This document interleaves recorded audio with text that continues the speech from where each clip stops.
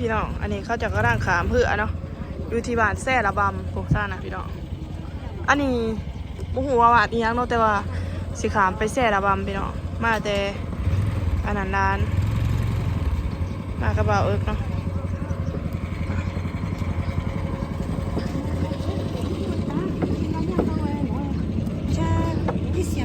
一想能讲啊，谈个鸟不要的，我老不到半层楼了，不谈个鸟，我那不要太多了，太多地多。นี่เนาะบรรยากาศคนร้ายขนาดอยู่บ้านนี้เขาจะให้ขามประมาณ2 คันนี่พี่น้องแต่ว่าอันนี้ประมาณ8 คันประมาณ8 คันเนาะถ้าแบบสิเป็นเคลื่อนเนาะพี่น้องเคลื่อนวักแล้วก็มีหลายคันเลยนี่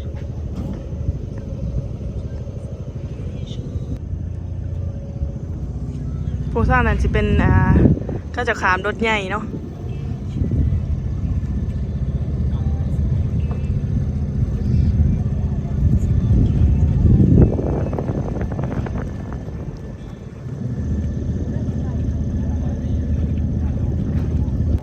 บ่อนั้นจะเป็นเขื่อนเนาะพี่น้องพูน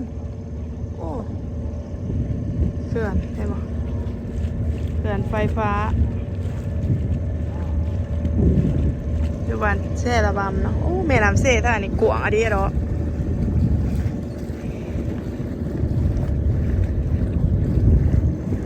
ตัวกวางเติบได้บอลขาในบ่หัวจักบาทเนาะขาขัน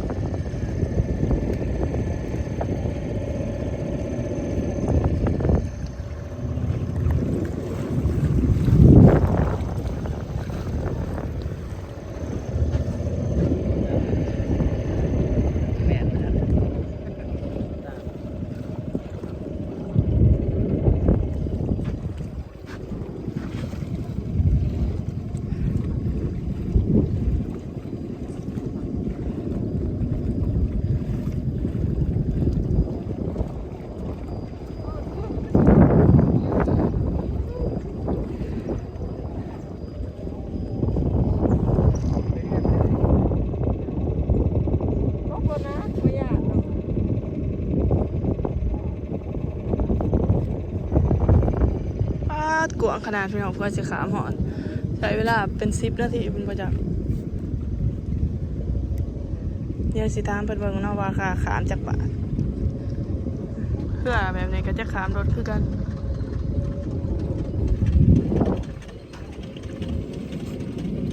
รถบ่ติดบ่ได้ติด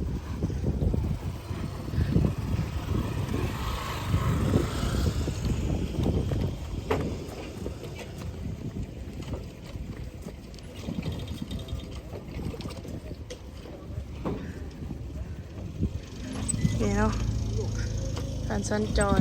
ไปมาลำบากพี่น้องเอ้ยถ้าบ่มีครัวนี่สิได้เงินล้านนะผู้ใด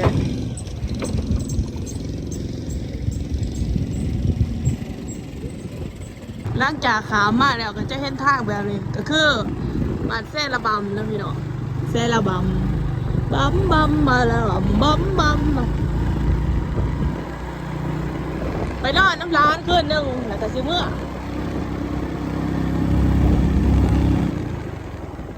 เป็นคุ้มนะแท้เลยคอยเลย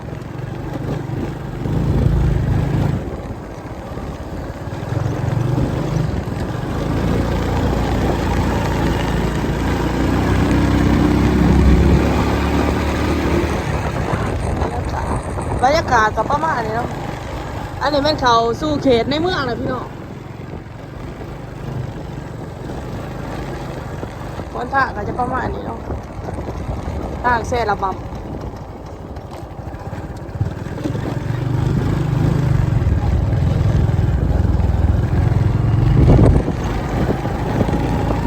มาท่านี้ง่ายกว่า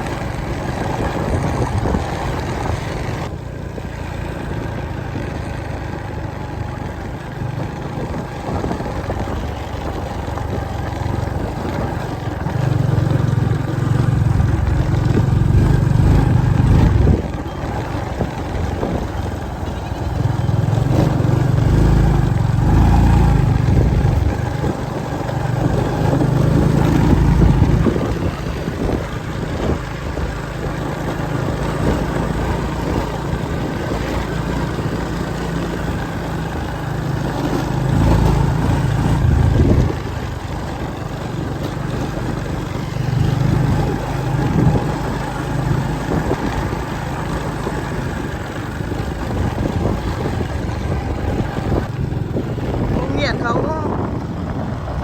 เรียนรับง่าย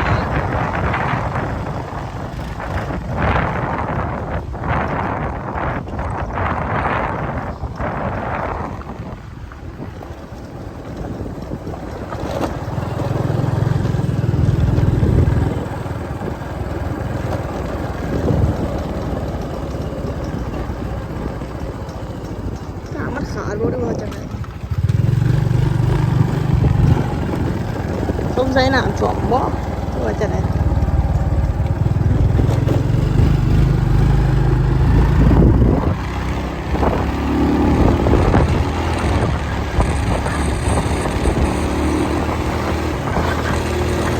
วันเกิดไฟได้15ได้เดียว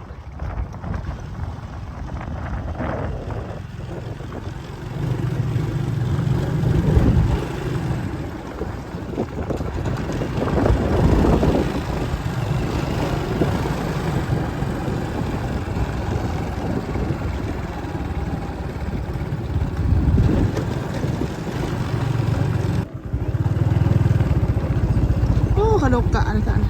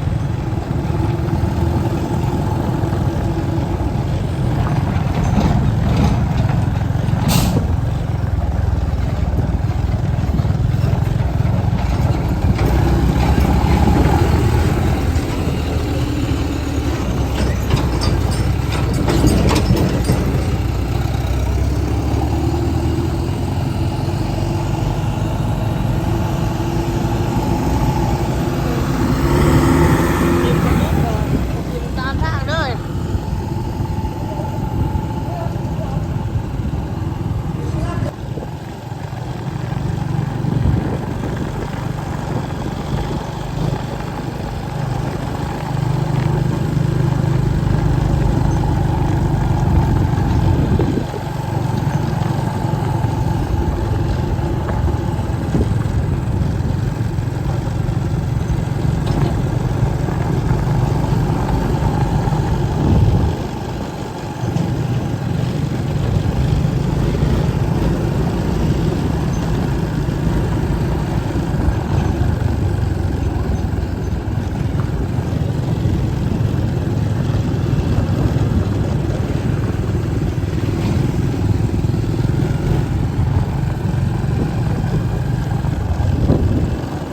นี่ทางก็จะดีแน่เนาะ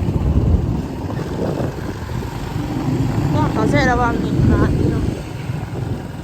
เพราะว่าน่าจะน้ำท่วมเราอย่างนี้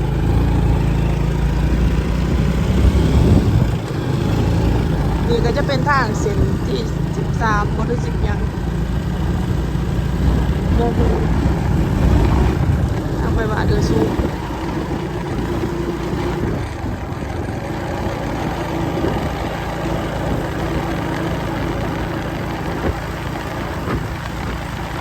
ขามมาตะวันด้านกันมาขามซื้อมาบ้านตัวเองอีกเนาะขามบักซองเถื่อพี่น้องอันนี้เป็นบ้านตั้งหนาเอาที่ขามไปบ้านกัวกระเป๊ะแบบใด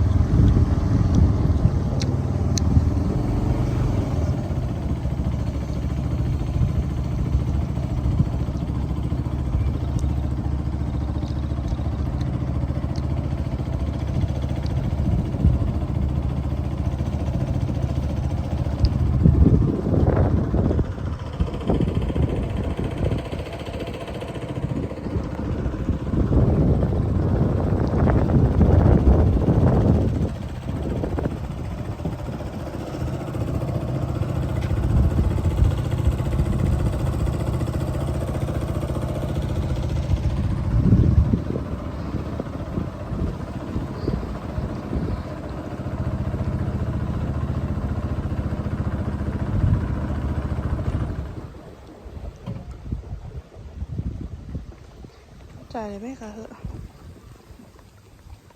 หลังจากมาตะวันร้านซาวกับมาหอดหน้าอะไรเรียบร้อยแล้วพี่น้องหิ้วเขาวแห้งตอนนี้ก็ร่างเฮ็ดกินเขาวนี่อยู่เที่ยงหน้าปิ่งหมูตำแจวมีบักเขือมีพักแล้วพี่น้องโอเคพี่น้องเดี๋ยวกินข้าวกันพอกันใหม่คลิปหน้าเด้อสำหรับคลิปนี้ก็สิขอเจอเพียงสำนี้เด้อจ้าขอบคุณหลายๆที่เขามารับชมเนาะบ๊ายบาย